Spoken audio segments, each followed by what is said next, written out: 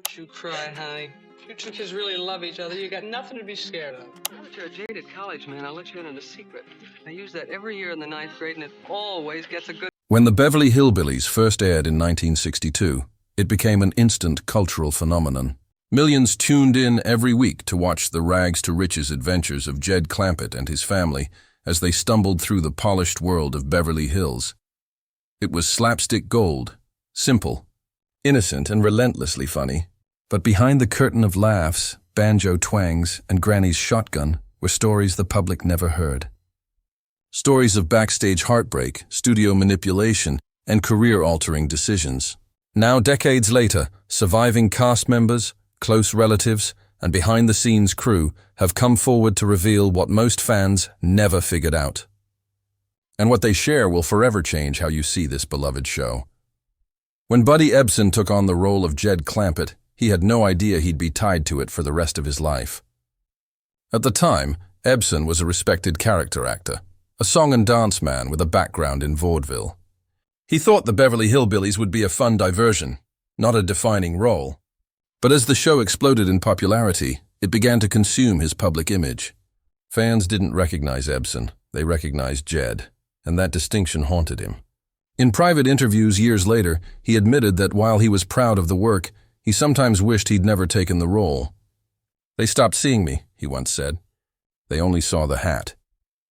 Donna Douglas, who played the lovable and naive Ellie Mae Clampett, faced a different kind of trap.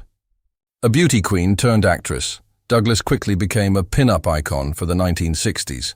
But her portrayal of the sweet, animal-loving country girl made casting agents hesitant to see her in any other light. She fought for years to be considered a serious actress, but Ellie Mae stuck like glue.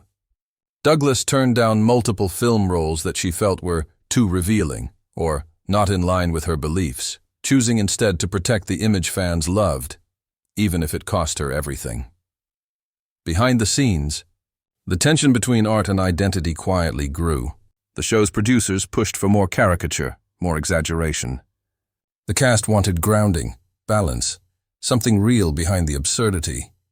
But the ratings were too good. No one dared tamper with success. For Max Baer Jr., who played Jethro, the fame was even more complicated. He leaned into the comedic role with gusto, crafting a character that felt both innocent and wildly dim-witted. But off-screen, Baer was a sharp, ambitious businessman. He wanted to produce, to direct. Instead, doors slammed. Studios laughed.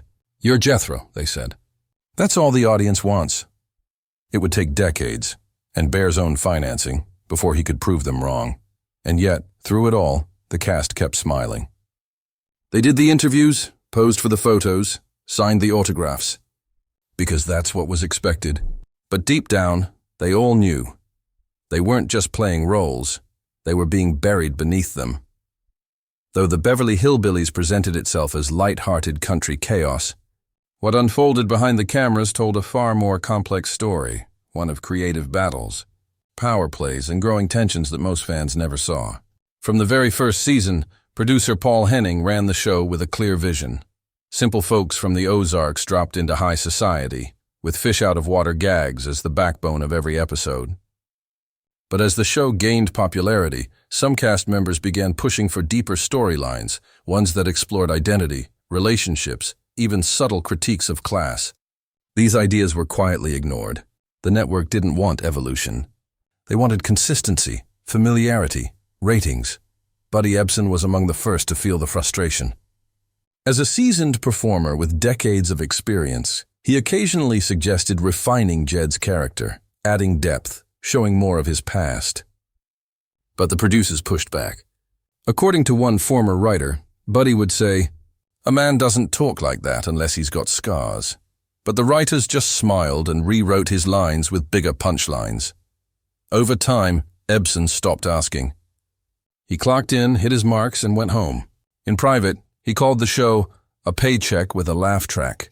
Tensions also simmered between cast members, most notably between Irene Ryan, who played Granny, and Max Baer Jr.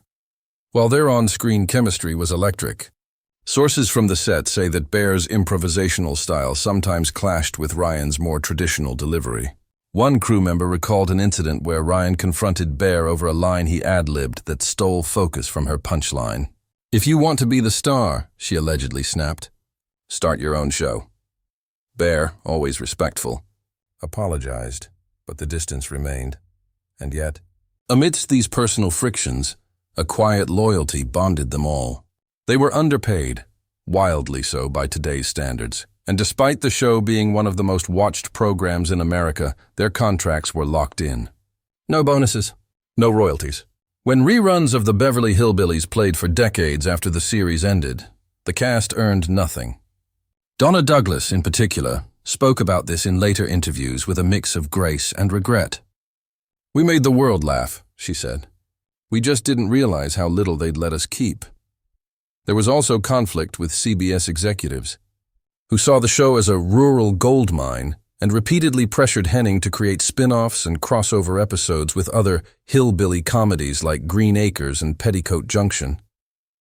While some cast members enjoyed the broader spotlight, others feared it diluted the heart of their show. Ebsen resisted heavily. He believed Hillbillies worked because it focused on the family, not gimmicks. When the network began inserting other characters into episodes for testing, Ebsen reportedly walked off set. But perhaps the most heartbreaking element of the behind-the-scenes story was the way Hollywood treated them after the final season aired. When the show ended in 1971, part of CBS's infamous rural purge, the cast found themselves abruptly cut off. Offers stopped. Their phones stopped ringing. Suddenly, they weren't America's beloved Clampetts. They were typecast expendable. Buddy Ebsen managed to land a second life in Barnaby Jones, but for others the fall was swift. In the world of television, fame can be fleeting. But for the cast of the Beverly Hillbillies, the aftermath wasn't just about losing the spotlight. It was about realizing that while the world had laughed with them, it had never truly seen them. And by the time anyone did, it was already too late. For a show built on humor and simplicity, the Beverly Hillbillies was surprisingly layered, if you knew where to look. Beneath the slapstick and country charm were storylines laced with subtle social commentary, nods to the actors' real lives, and even quiet resistance to Hollywood norms. But most fans never noticed. Why? Because the cast, despite their private frustrations, became masters of disguise. They took personal pain, industry criticism, and stifled dreams and folded them so tightly into their characters that even decades later, only now are we beginning to uncover what was really going on behind those familiar faces. Take Max Baer Jr., for example. As Jethro, he was the bumbling oaf, a lovable dunce, always chasing careers like brain surgeon or double-naught spy. But behind that wide grin was a man far more intelligent than the role allowed. Baer had studied business, read scripts voraciously, and had ambitions to become a director. He once inserted subtle nods into his physical performances, gestures based on Charlie Chaplin and Harold Lloyd that most audiences missed. Years later, he admitted that playing dumb took smarts. "If I was really that stupid," he once joked, "I wouldn't have been able to pull it off for 274 episodes." Donna Douglas, too, was hiding more than she let on. While Ellie Mae loved her critters and stayed sweet and innocent, Douglas was quietly enduring a failing marriage, studio pressure to sex up her image, and deeply held religious convictions that made her question the direction of her career. She refused to pose nude or do scenes she felt were disrespectful, decisions that cost her roles in film and endorsements. But her loyalty to her fans never wavered. "I never wanted to disappoint the little girls who looked up to Ellie Mae," she said. So she carried the weight of her principles silently, smiling on camera, grieving in private. Even Buddy Ebsen, who seemed the most in control, had moments where his private sorrows crept into his performance. In one late-season episode, where Jed reflects on his life back in the hills, Ebsen added unscripted pauses, gazes into the distance, and subtle cracks in his voice. Fans thought it was brilliant acting, but crew members later revealed that Ebsen had just lost a close friend the night before, and the grief had bled into his character. Jed Clampett, one castmate said, was often Buddy Ebsen without the mask. If you're loving this deep, emotional look behind the iconic world of the Beverly Hillbillies, don't forget to like, subscribe, and comment your thoughts below. Did you ever suspect these layers beneath the laughter? The producers themselves were aware of the emotional toll on the cast. In one case, they even tried to rewrite an episode after Irene Ryan, who played Granny, was hospitalized with exhaustion. But she refused. She showed up to set, pale and fragile, and delivered every line with fire.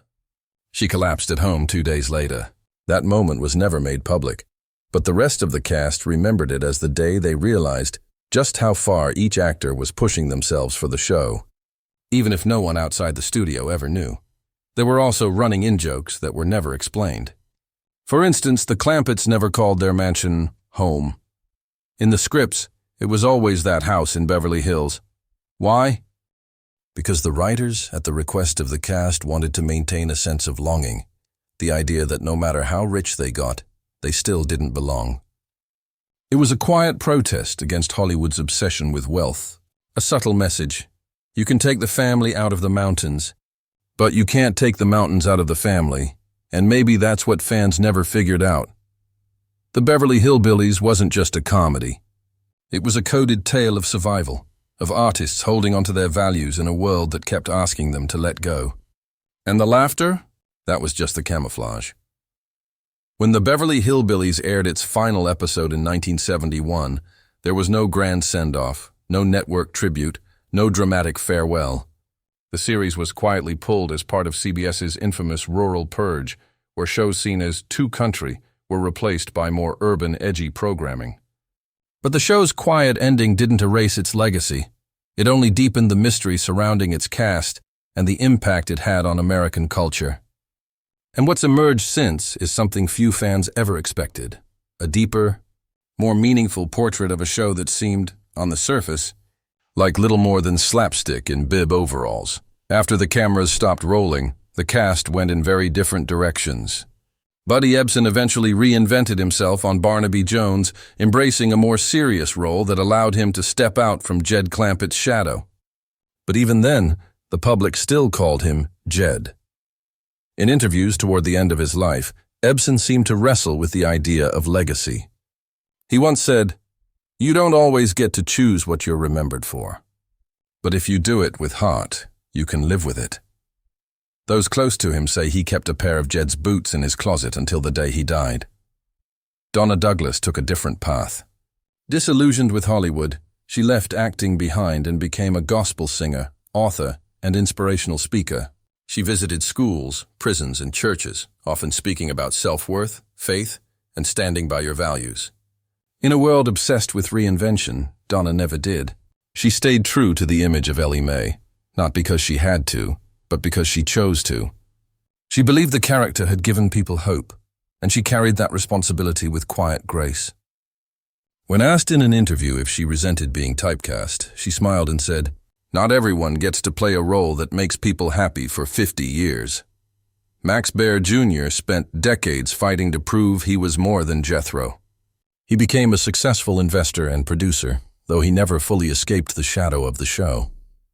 His business ventures, including an attempt to open a Beverly Hillbillies-themed casino, were met with mixed success. Still, Baer remained fiercely protective of the show's legacy. In one rare interview, he said, "They made fun of us at the time. Critics hated it, but we never made fun of the characters. We loved them. That's the difference." Today, he is the last surviving cast member, and with him, the final guardian of those sacred, complicated memories.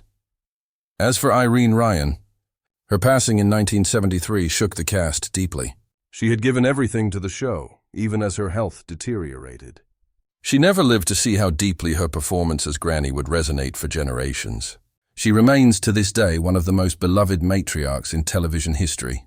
What many fans never knew was that Ryan left behind a large portion of her estate to fund scholarships for acting students, quietly ensuring that young artists could chase dreams she had once fought, tooth and nail to reach the legacy of the Beverly Hillbillies isn't just found in reruns or in its record-shattering ratings.